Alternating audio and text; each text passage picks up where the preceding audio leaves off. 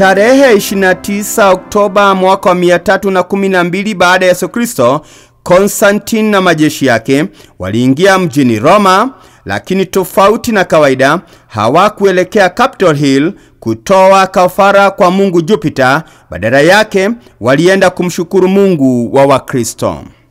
Ushindi wa Konstantini katika vita vya daraja ya Milvium ulibadilisha ulimwengu milele. Hiki aliunga mkono kuundwa kwa St. Peter Basilica kama ukumbusho wa Mtume Petro.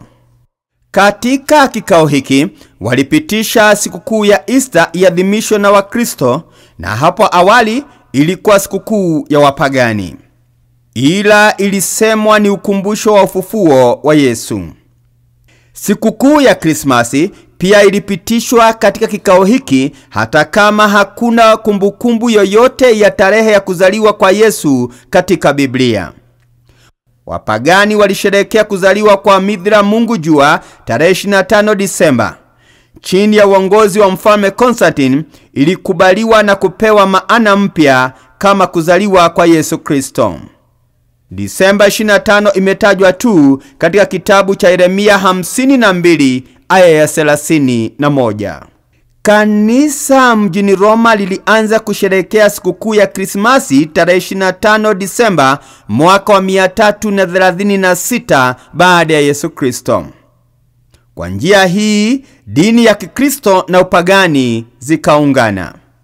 Kupitia Mfalme Konstantini, ibada nyingi na sikukuu zina DNA ya upagani.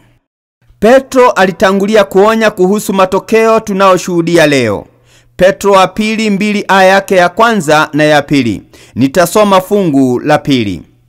Na wengi watafuata ufisadi wao, na kwa hao njia ya kweli itatukanwa. Paulo pia alitabiri, najua mimi ya kuwa baada ya kuondoka kwangu, mbwa mwitu wakali wataingia kwenu, wasilihurumia kundi.